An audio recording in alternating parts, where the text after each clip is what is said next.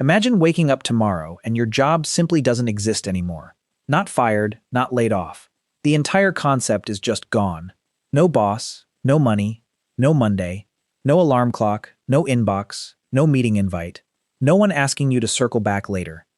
What would you actually do on that day? If your first instinct was something close to relief, congratulations. You just had the same reaction nearly every human being who ever lived would have had for roughly the first 300,000 years of our species' existence. Because for most of human history, this wasn't some radical hypothetical. This was simply Tuesday, except they didn't have Tuesdays either. The entire idea of chopping time into rigid 7-day blocks, structured specifically so you could dread 5 of them and barely enjoy 2, is a strikingly recent human invention, and arguably one of our worst ones. So here's the genuinely interesting question. What did ancient humans actually do hour by hour, from dawn until dusk, when there was no job to commute to, no screen to scroll, nothing pulling at their attention except the actual day in front of them? The honest answer is equal parts surprising, genuinely admirable, and, frankly, a little uncomfortable for those of us living now. Let's start by clearing away the popular image, because it's almost entirely wrong. Most people picture prehistoric life as constant, grinding survival panic. Wake up, avoid being eaten. Grunt at something, fail to invent agriculture, die at 30. That picture came from looking at one specific category of evidence: cut-marked bones, weapons, the butchered remains of hunted animals, and concluding, reasonably enough at first glance, that life must have been relentless danger from sunrise to sunset. But the same archaeological record that produced those bones also produced cave paintings, musical instruments carved from bird bone and mammoth ivory, some over 40,000 years old, jewelry made from shells, teeth, and carefully drilled stone beads strung into necklaces, evidence of people walking hundreds of miles across landscapes with no roads and no maps, purely to trade pigment for body paint.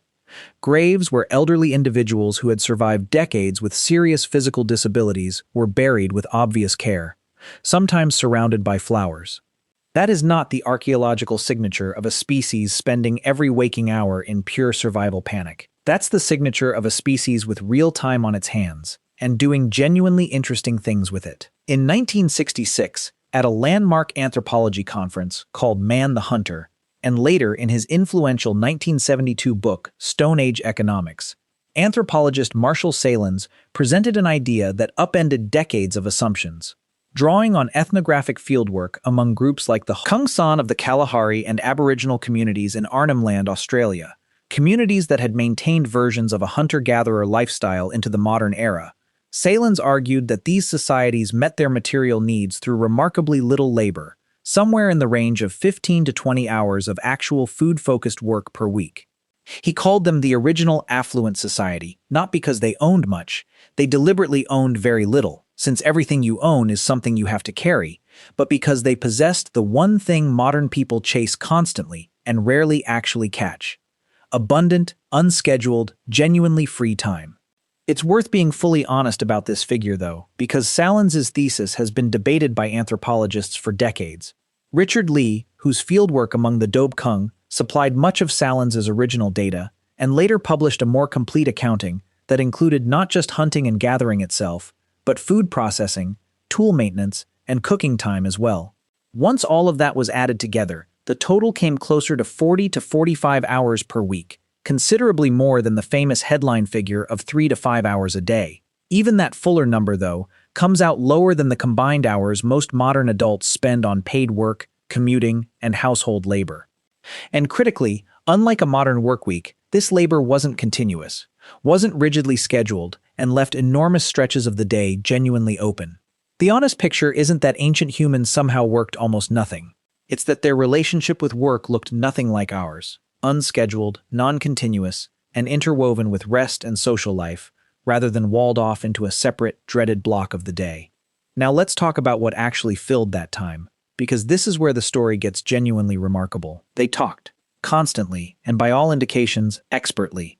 If you could travel back and observe a group sitting around a fire in the late afternoon, the most striking thing wouldn't be the fire itself, or the tools, or the animal hides. It would be the sheer volume of conversation. Studies of modern hunter-gatherer groups have consistently found that a large share of their non-work time, potentially 60 to 70% of all social time, was spent talking.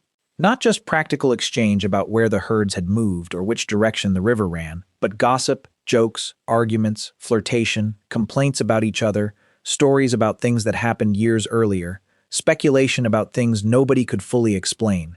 British anthropologist Robin Dunbar, known for proposing that the human brain can comfortably maintain roughly 150 stable social relationships, has argued that language itself likely evolved primarily as a form of social bonding, a verbal replacement for the physical grooming other primates use to maintain trust and alliance. You simply cannot physically groom 80 people. There aren't enough hours. But you can talk to 5 people at once around a fire, maintaining 5 relationships in the time it once took to maintain one. Gossip, in this framework, isn't a character flaw. It's arguably the oldest social technology our species ever built. Sleep looked genuinely different too, and this tends to unsettle people when they first learn it. The idea of sleeping in one unbroken 8-hour block through the night is very likely a modern invention, not something we specifically evolved to do. Historian Roger Eckertsch spent over 2 decades combing through diaries, court records, medical texts, and literature, and found overwhelming evidence that before artificial lighting became widespread, most people in many societies slept in 2 distinct phases. First sleep from roughly dusk until sometime around midnight, then a period of genuine, natural wakefulness lasting an hour or 2, followed by a second sleep until dawn. During that middle waking period, people weren't lying in anguished insomnia. They got up. They talked quietly with family. They prayed, reflected, had sex, tended animals, visited neighbors, or simply let their minds wander in ways the busy daylight hours didn't allow. Historical texts reference first sleep and second sleep so casually that the terms clearly needed no explanation to their original readers. It was only after gas lighting spread in the early 19th century, followed by electric lighting later that same century, that the natural night got compressed into the single consolidated block we now consider biologically normal. If you've ever woken at 2 in the morning feeling strangely alert and calm, wondering what's wrong with you, the honest answer may be nothing at all. You're simply missing the fire, the low voices nearby, and the total darkness that used to make that waking period feel entirely ordinary. Their skill work, too, was genuinely demanding, not primitive in any dismissive sense. Take flint knapping, the process of shaping stone into a working blade by striking it in carefully controlled sequences. It sounds simple. It is not. The material has specific, learnable fracture properties, and the angle, force, and placement of every single strike have to be precisely judged, because one wrong blow can shatter the entire piece. Modern archaeologists and hobbyists who've tried to learn the craft consistently report that genuine proficiency takes years of regular practice.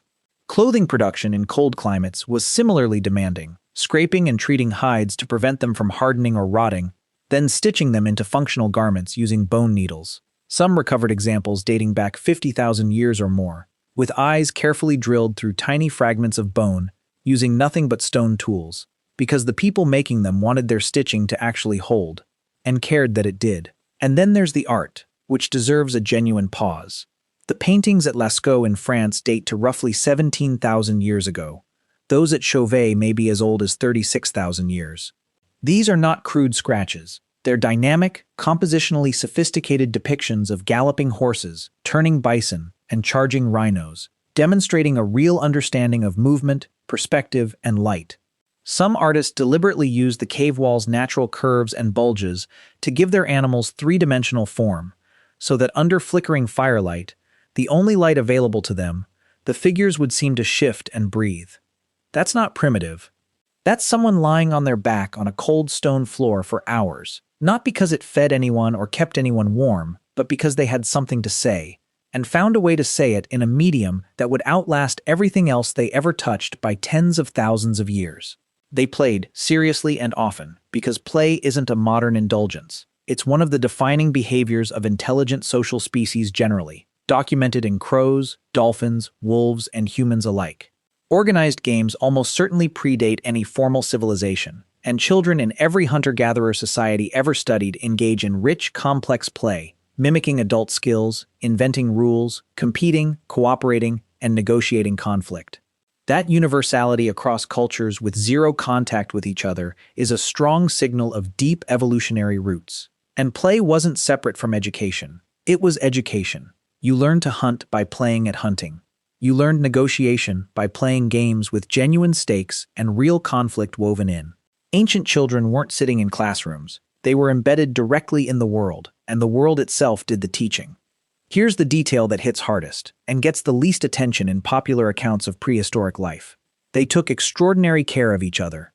Archaeologists have recovered skeletons of individuals with severe, lifelong disabilities, conditions that would have made any conventional physical contribution to group survival essentially impossible, and who nonetheless survived for years, sometimes decades. A Neanderthal known as Shanidar I, found in Iraq, had a withered, amputated right arm, partial blindness in one eye, significant hearing loss, and had survived serious leg injuries, living to around 40, genuinely old for his time. He could not have hunted or gathered effectively by any measure, and yet his group fed him, sheltered him, and kept him alive for years, not from necessity, but by choice.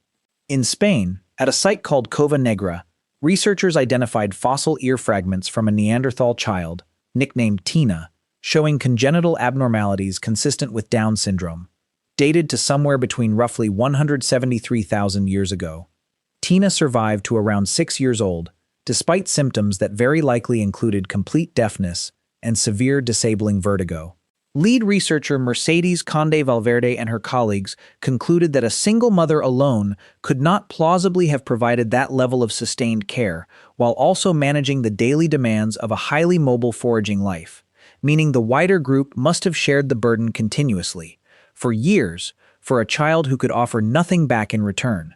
That's not baseline survival instinct, that's compassion, expressed at real material cost, for no strategic reason except that this is apparently what it means to be human. Healed fractures found across the ancient skeletal record tell the same story from a different angle. A healed break means someone survived weeks or months of being physically unable to contribute, meaning someone else fed them, protected them, and kept the fire going the entire time. Now, the hunting itself deserves real credit too, because it was genuinely one of the most extraordinary physical feats in the natural world. Before bow and arrow technology, which appears in the archaeological record roughly 70,000 years ago in southern Africa and considerably later elsewhere, humans hunted primarily with spears, using a strategy called persistence hunting that sounds absurd until you understand the physiology behind it. You find a large animal, a kudu, a wildebeest, and you don't sprint after it because you cannot outrun it in a straight sprint. You simply keep pace, tracking it at a steady jog through the hottest part of the day for hours. Every time the animal tries to rest and cool down by panting, which requires it to stop moving entirely, you reappear on the horizon, and it panics and runs again. You repeat this for 5 hours, 8 hours, sometimes longer, until the animal is so thermally exhausted it physically collapses and cannot rise, and you simply walk up and finish the job. This works specifically because humans are among the only mammals on Earth that cool primarily through sweating rather than panting, meaning we can sustain movement in heat that incapacitates almost every other large animal. Our unusually large gluteal muscles, our long legs relative to our torso, the way our heads balance on our spines with minimal bobbing, our ability to breathe independently of our running stride, unlike most four-legged animals, none of this is accidental. It's a dedicated running architecture, built by evolution specifically for exactly this kind of pursuit. When you finish a long run and question your life choices somewhere around mile 9, you're operating hardware engineered over millions of years for precisely this purpose. And finally, genuine rest, which modern people have arguably lost the ability to fully access. Neuroscience has identified something called the default mode network, a set of brain regions that activate specifically when your attention isn't locked onto any external task, associated with daydreaming, self-reflection, creative thought, and what researchers sometimes call mental time travel, the ability to simulate the past and imagine the future. It requires genuine, unfilled cognitive space to properly activate, and modern life has become remarkably effective at eliminating exactly that space, filling every quiet moment with a podcast, a scroll, a notification. Ancient humans, sitting by a fire after dark with nothing in particular to do, had this space by default, as simply the normal texture of an evening, for the overwhelming majority of human history. The stories told in that space, about why the stars moved, where the dead went, how the world began, are the direct ancestors of science, philosophy, religion, and literature. They came from minds that had genuine room to wander. So, would you actually want to go back? That's a real question worth sitting with, not a rhetorical one. What the evidence increasingly suggests is that ancient humans weren't grinding through constant survival panic every day. They were talking, resting, creating, caring for each other, and occasionally engaging in some of the most physically extraordinary feats our species has ever managed, all inside a daily rhythm that, honestly, looks considerably less exhausting than the one most of us are currently living inside.